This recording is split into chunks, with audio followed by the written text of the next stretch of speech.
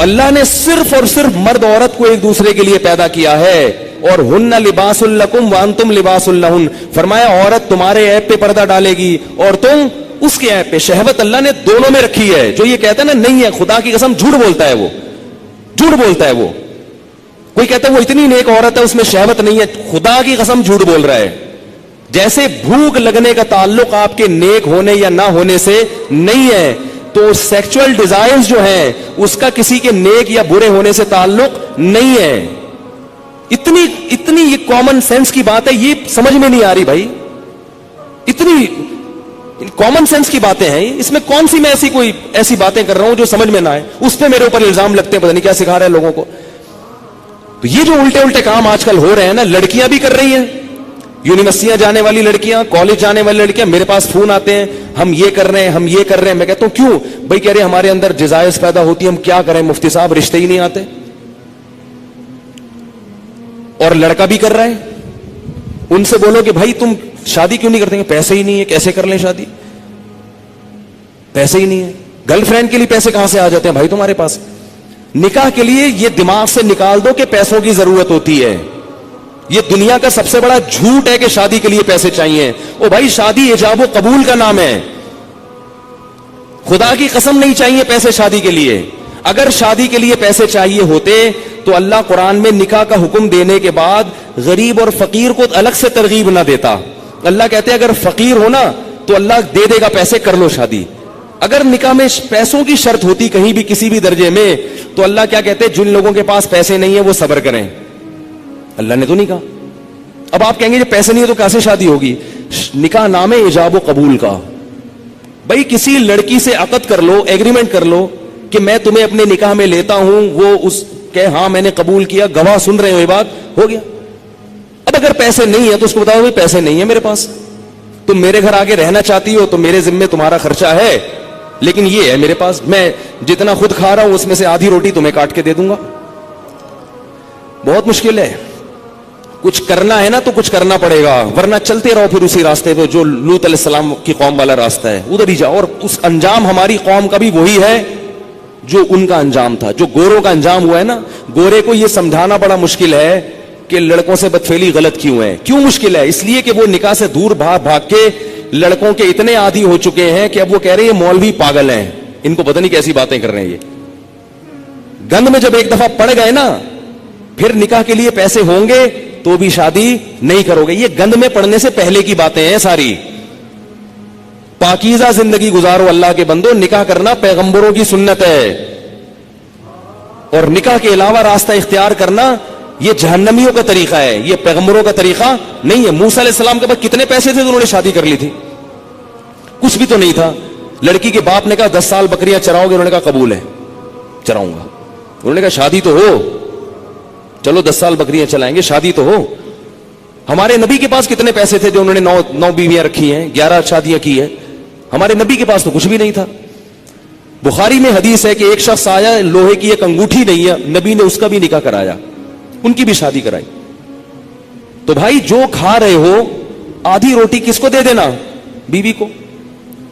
بولے بھائی میں ابھی تو یہی کر سکتا ہوں. اگر مزے سے رہنا چاہے ٹھیک ہے, جانا چاہے بولو ٹھیک ہے طلاق لے لو, میں پھر کہیں اور کرتا ہوں. مل جائیں گی آپ کو انشاءاللہ, کرنا ہی نہیں چاہتے ہو. اور عورت کو بھی شوہر مل جائے گا.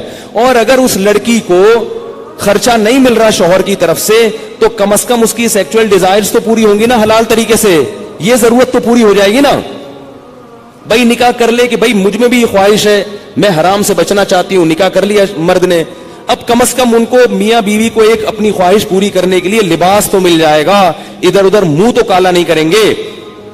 رخصتی اس وقت کر لیں گے جب پیسے ہوں گے. آپ بولو بھائی میں اپنی آدھی روٹی کاٹ کے تمہیں نہیں دے سکتا, میرا پیٹ نہیں بھرتا, تم وہیں رہو, پہلے سے ایگریمنٹ کر لیں گے. نکاح صرف نان نفقہ اٹھانے کے لیے نہیں ہوتا, زنا سے بچنے کے لیے بھی ہوتا ہے. بلکہ نکاح کا تو بنیادی مقصد زنا سے بچنا, اولاد پیدا کرنا ہے. یہ ذمہ داریاں تو اللہ نے ایک نظام کو چلانے کے لیے مرد کے کندھوں پہ ڈال دی ہیں, ورنہ نکاح کا بنیادی مقصد یہ نہیں ہے. اگر یہ مقصد ہوتا تو محمد صلی اللہ علیہ وسلم حضرت خدیجہ سے شادی نہ کرتے, کیونکہ حضرت خدیجہ کے پاس پیسے تھے, ہمارے نبی کے پاس پیسے نہیں تھے. ذمہ داری اٹھانے کے لیے اگر شادی ہوتی تو خدیجہ سے, ہمارے نبی کی ذمہ داری حضرت خدیجہ نے اٹھائی ہے. نہیں آ رہی بات سمجھ میں؟ پہلی شادی جو ہمارے نبی کی ہوئی ہے اس میں ذمہ داری کس نے اٹھائی ہے؟ حضرت خدیجہ نے. حضرت خدیجہ نے فرمایا میرے پاس مال بہت ہے, شریف آدمی نہیں مل رہا کوئی, تو آپ نکاح, آپ شریف ہیں ٹھیک ہے. تو دو فائدے ہمارے نبی کو اللہ نے دے دیے, ایک بیوی مل گئی اور اللہ نے مالی لحاظ سے غنی کر دیا. تو باقی سب چیزیں بعد میں ہیں. سب سے پہلے اپنے آپ کو حرام کام سے بچنے کے لیے نکاح کرو. تم گناہوں میں پڑو گے, تمہارے ماں باپ کو اس پہ تکلیف نہیں ہوگی. آج کل نہیں ہوتی ماں باپ کو تکلیف, وہ کہتے ہیں زنا کرتا رہے, کچھ بھی کرتا رہے, بہو گھر میں آئی تو ٹانگیں توڑ کے نکال دیں گے, کیونکہ یہ بہو ہماری جائیدادیں کھا جائے گی, یہ ہمارے پراٹھے کھا جائے گی, اب ایک انڈا پکڑا ہے 2 انڈے پکیں گے. وہ یہی سوچتے رہتے ہیں.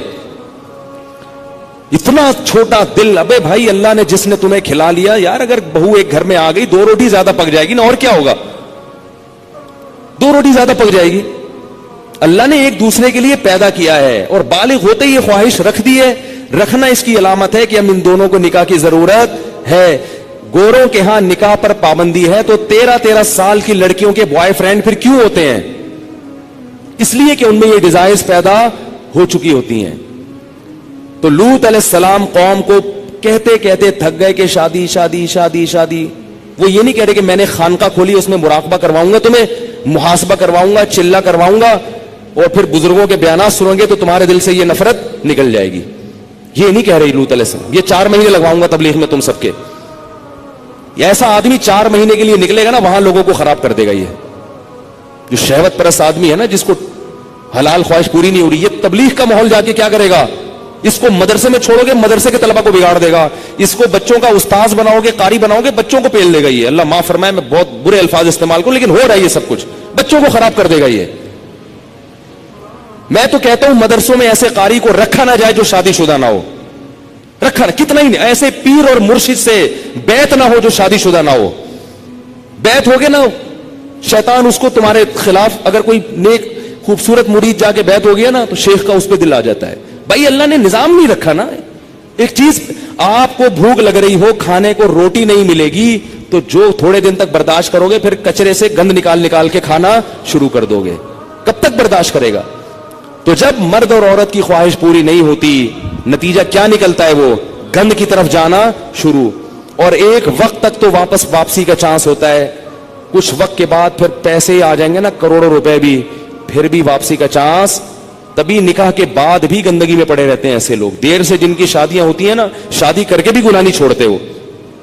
تو لوط علیہ السلام نے کیا کہا اپنی قوم کو کہ یہ عورتوں سے نکاح کیوں نہیں کر رہے؟ قوم جواب میں کہہ رہی ہے ما لنا فی بناتک من حق, ہمیں عورت سے نکاح میں دلچسپی ختم نہیں ہے. اس سے پتا چلا کہ گناہوں میں جب پڑو گے تو حلال کی لذت بولو نا ختم ہو جائے گی, ختم ہو جائے گی. اور یہی ہو رہا ہے ہمارے معاشرے. بیویاں گھر میں بیٹھی ہوئی ہیں اور منہ کالے ہو رہے ہیں باہر جا کے. عورتوں کے اپنی زوجاؤں کو وقت ہی نہیں دیتے, محبت ہی ختم ہو گئی, کیونکہ اتنی گرل فرینڈ ہے اسے منہ کالے کرا لی ہیں. اتنی عورتوں سے منہ کالا کرنے کی عادت پڑ چکی ہے, شادی سے پہلے پڑ چکی ہوتی ہے. آج کل جو شادی کے بعد کیسز آ رہے ہیں نا, وہ پتہ ہے کیا آ رہے ہیں؟ شادی ہوئی تو پتا چلا میرے میاں کی اتنی پہلے سے فرینڈز ہیں. اب چند دن تو بیوی کی طرف رغبت تھی, اس کے بعد وہ پرانی والی فرینڈز وہی شروع ہو گئے. عورت پہ کیا گزرتی ہے؟ عورت سب کچھ برداشت کر لیتی ہے, مگر مرد کی بد کرداری عورت سے برداشت نہیں ہوتی. اس کو یہی نہیں پتا کہ کل کس عورت کے ساتھ دوستی لگائے گا, پرسوں کی. گھر تو ایسے گھر تھوڑی چل سکتا ہے. ایک عورت کی کال ہوتی نا جو ایسے اپنے غم بتاتی ہے, تو میں آپ کو بتاتا, درجنوں عورتیں ہیں. نتیجہ کیا نکلتا ہے کہ ان لڑکوں کو شادی سے پہلے لڑکیوں سے دوستیوں کی عادت پڑ چکی ہوتی ہے. وہ چسکے لے لیے ہوتے ہیں. اب شادی کے بعد پھر وہ کہتے ہیں یار ایک بیوی یہ کیا ہے, یہ درجنوں لڑکیاں, درجنوں لڑکیاں.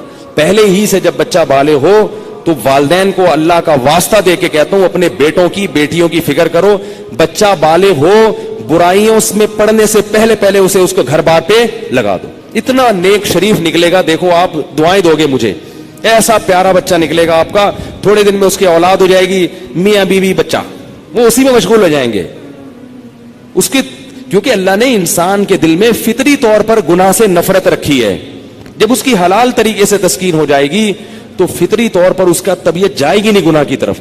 میرے جو بزرگ ہیں, میرے مشائخ ہیں, 13 14 سال کی عمر میں ان کی شادیاں ہوئی تھیں. ایسی پاکیزہ زندگی انہوں نے گزاری ہے.